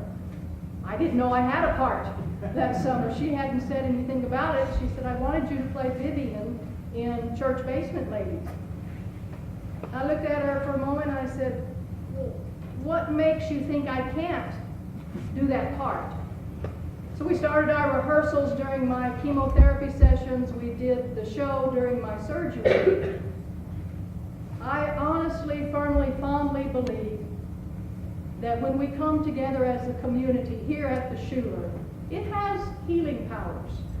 I was able to come and be with folks that I love, and they buoyed me on, and I was told I kind of buoyed them as well. When we come together, we never walk alone. And that's the name of this song, Carousel. You'll never walk alone.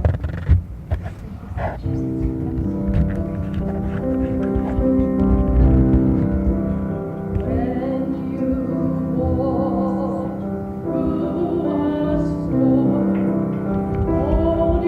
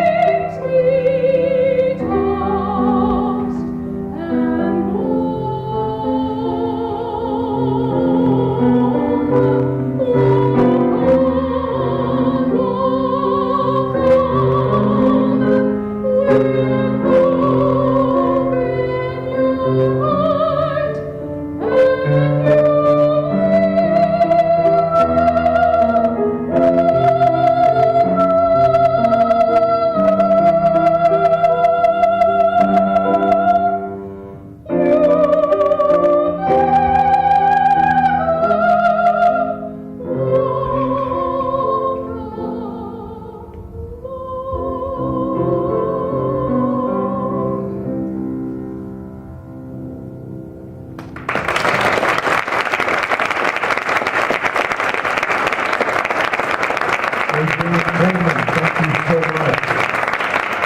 Yes, there is something magic about being up here, and Adrian said she was buoyed, and I've been booed several times too, as a matter of fact. Speaking of walking, Ellen Kinlan is out in the audience here, and walk on up here, Ellen. Let's have a little conversation. Ellen Kinlan, ladies and gentlemen.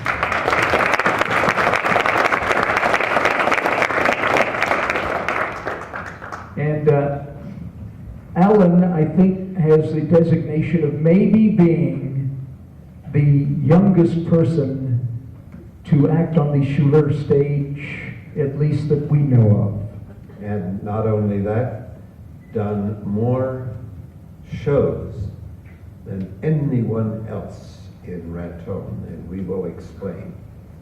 Or he will explain. When did you started that? It's supposed to be 4, but Right before, yeah. My birthday fell right on the cutoff date, and so we snuck me in a couple days early. Missoula Children's With Theater. the Missoula Children's And your first role was? I was a magic jumping bee. I knew, very important, very important. And you were 3 years old. Yes, sir. Yes, sir. Supposed to be 4. 4, yeah. And then 15 years? 15 years. 15 years. Yes, sir, yeah. And we actually did 17 plays in the 17 Missoulas within the 15 years.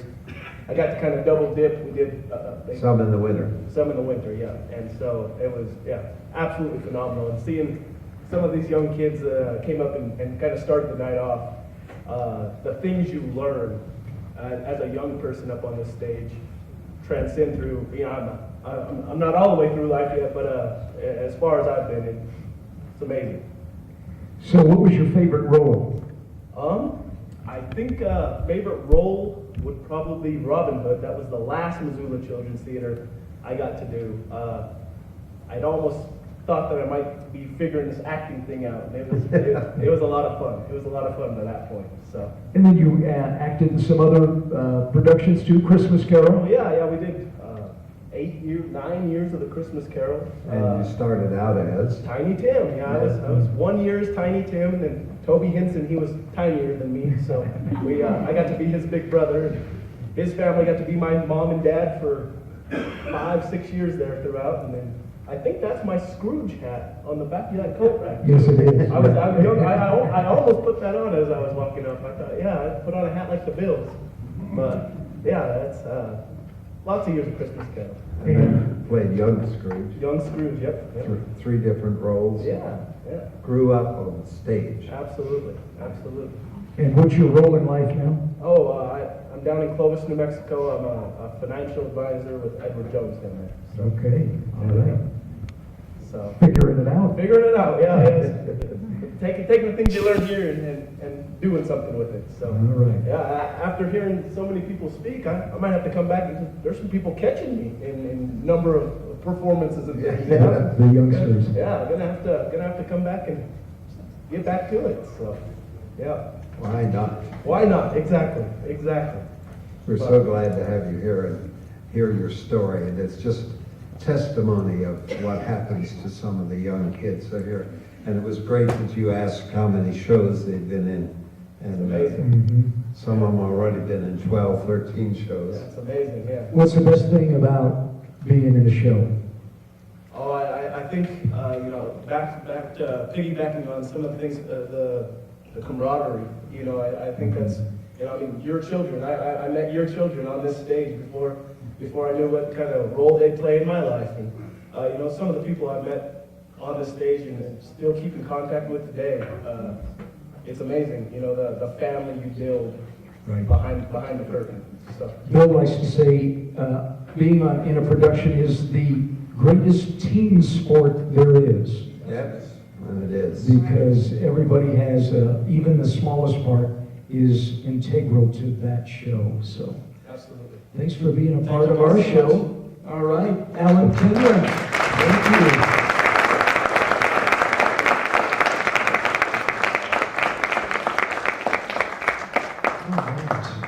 I don't know how we can do any better for this evening, but I'm sure we can. Okay.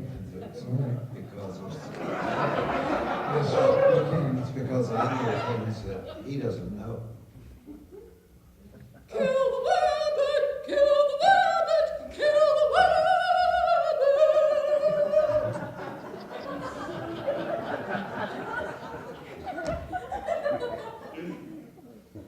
Where's that rascally rabbit?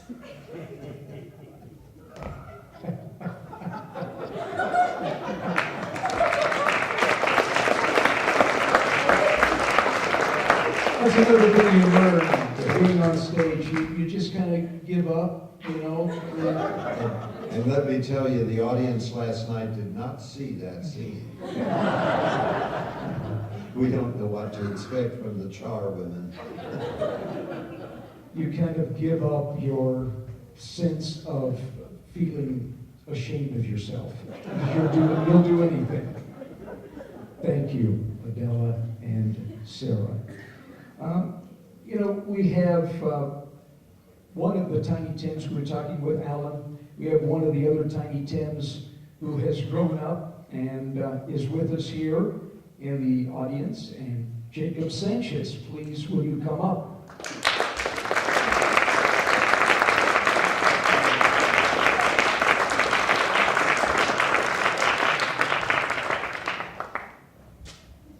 And also coming on the stage is Sue Martin. Sue again.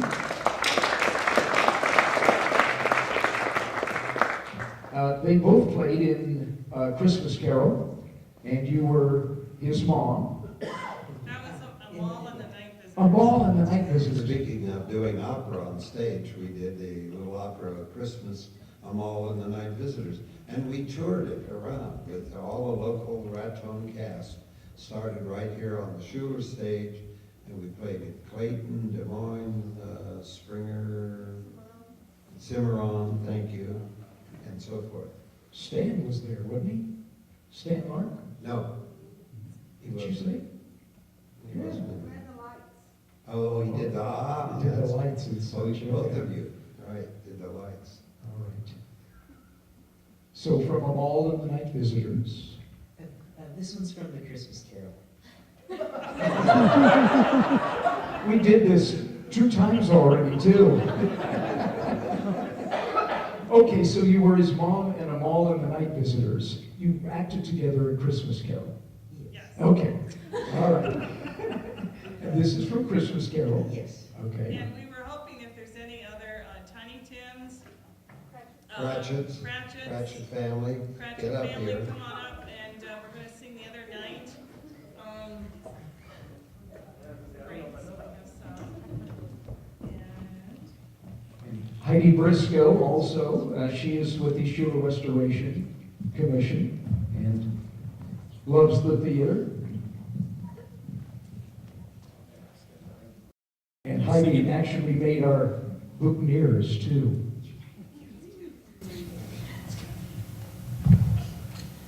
So, in celebration in honor of the Christmas Carol and the other night with all these fine people, that's the exciting thing about Christmas Carol, especially since it's become a tradition. It changes every year, and as one of you said earlier, we see kids like Alan grow up on stage, and Jacob and all you other guys, and Heidi was the mom.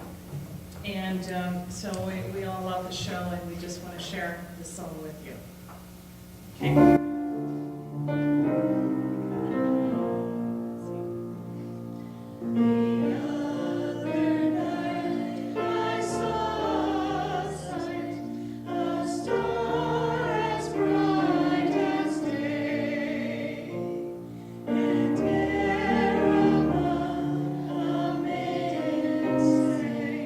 Bye, bye, bye, bye, bye, bye.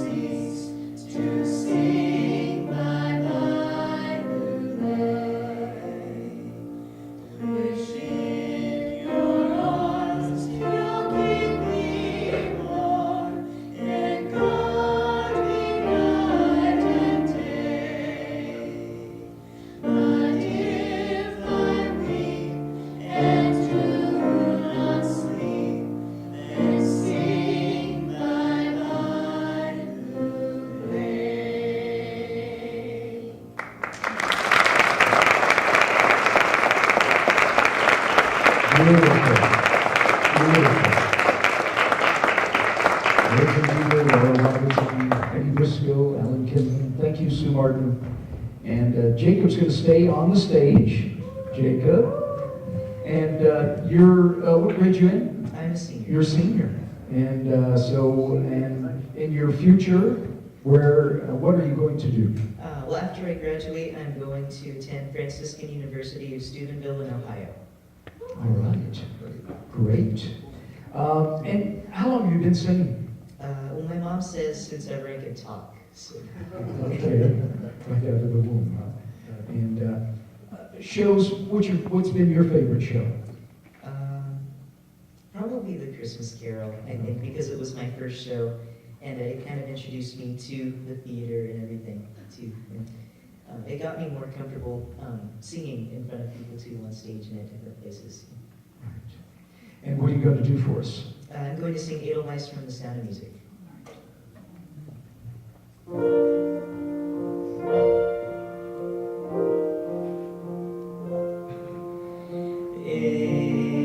Edelweiss, Edelweiss, every morning you greet me, small and white, clean and bright, you look happy to meet me, blossom of snow, may you bloom and grow, bloom and grow forever.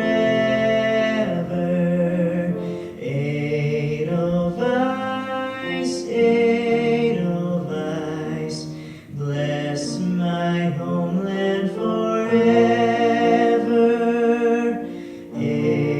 Edelweiss, Edelweiss, every morning you greet me, small and white, clean and bright, you look happy to meet me, blossom of snow, may you bloom and grow, bloom and grow forever. Edelweiss, Edelweiss, bless my homeland forever.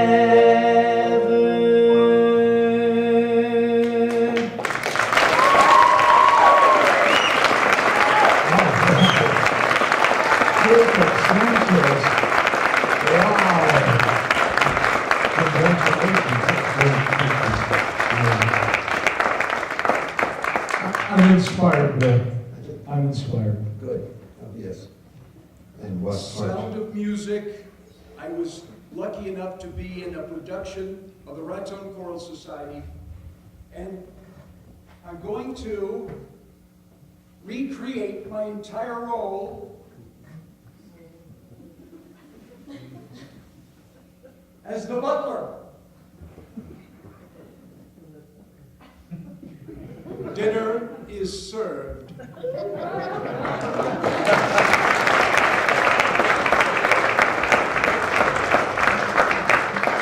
Doesn't matter how small a part you have, it's an important part in the theater. Just a couple more to go. Just a couple more to go, and Adrienne Coleman and Kelly Jones will join us again on the stage. This one is Bill's request. Yes, I did request this. I love it. It's the Flower Song from Lockney, an opera for two sopranos. So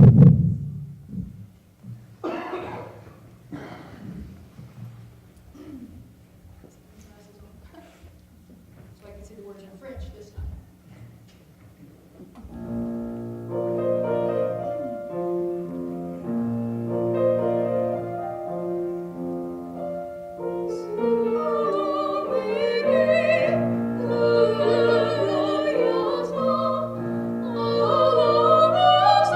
Oh,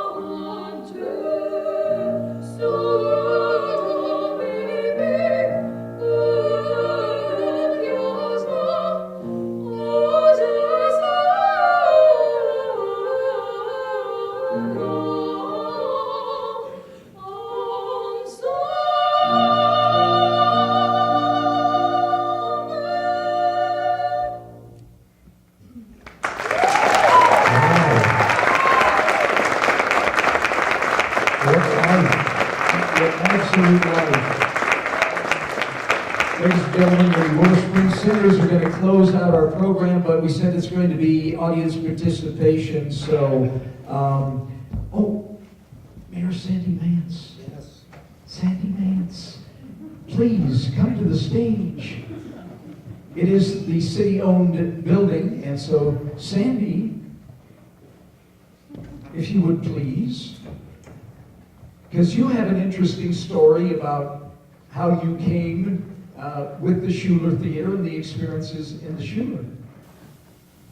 Sort of. The first weekend I resided in Raton, I came to the Shuler Theater to see Little Abner, actually with people from Trinidad. And I fell in love, my jaw dropped, and I fell in love with this theater. It's magnificent and beautiful, and it has been maintained beautifully by the many people in Raton. And the city can't take credit for much.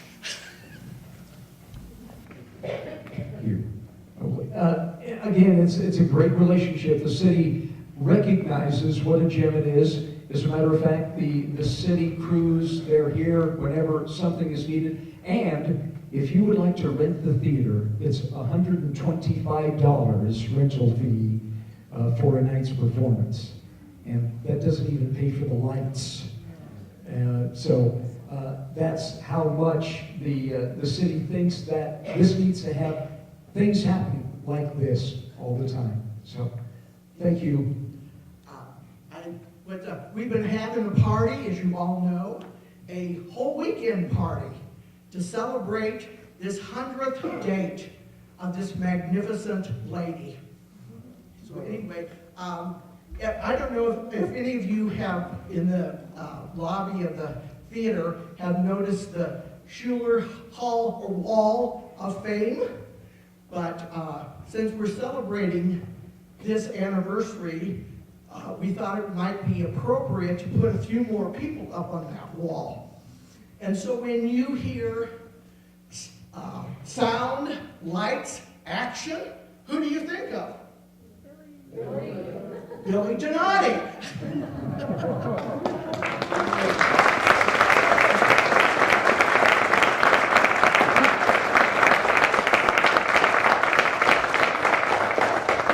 All right, we didn't rehearse this. No, this is not rehearsed. So please bear with us. So we wanted to put Billy up on the wall.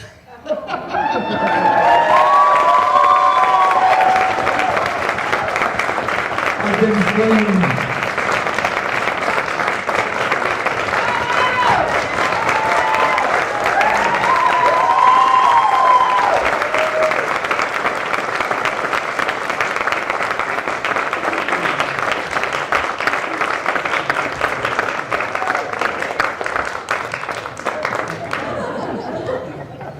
That is music to one's soul. Thank you so much. I have seen so many wonderful performances, people, talented, things that you would not see anywhere else on earth, I've seen in this theater. And to the person, they all love this place and would come back in a heartbeat and all ask if they can come back. And so, I'm the first one here usually and the last one gone, but it's definitely been worth it. Thank you so much.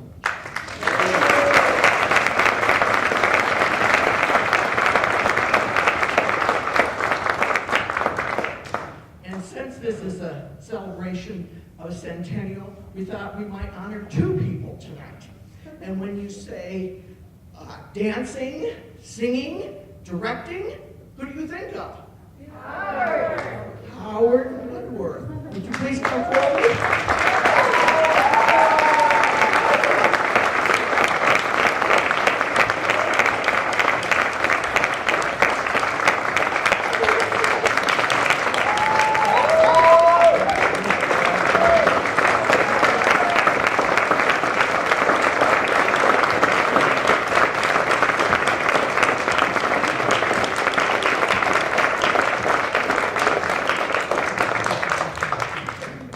So glad you in the audience agreed with our selections. I want to thank both of you for all the time and effort you put into in making this theater come alive. And it's a lot of work. I know I've been in these shows, it's like working a second job. And so the city, on behalf of the city, I want to personally thank you and keep up the good work.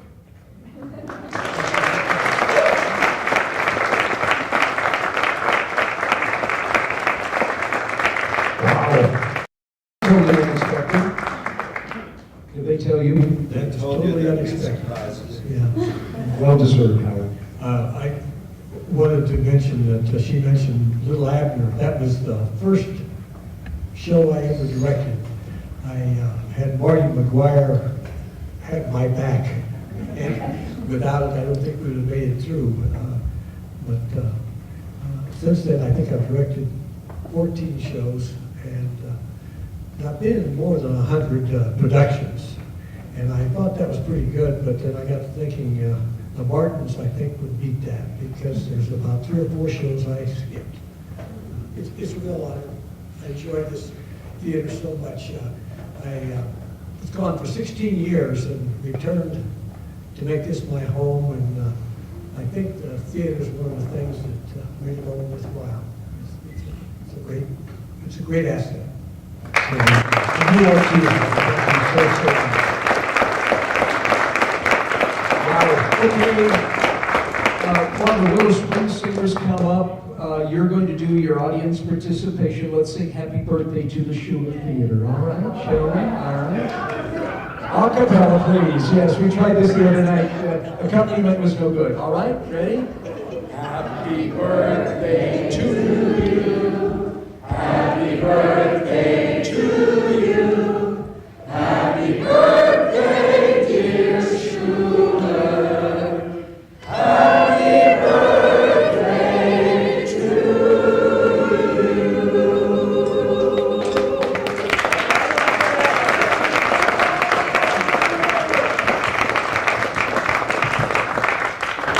Just a quick advertisement, the Willow Springs Singers is made up of town folk who love to sing. We get together every Sunday evening from 6 to 7, just an hour, and run through some songs and laugh and cut up and just enjoy one another's camaraderie, which seems to be the word for the evening. We are ending our season tonight. We'll start up again in September, so listen to the radio, watch the Comet and the New World newspaper for times when we'll start up. You are all welcome to join us.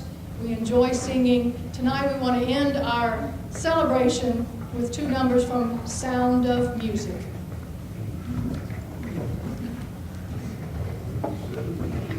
Number 7, number 23. Thank you.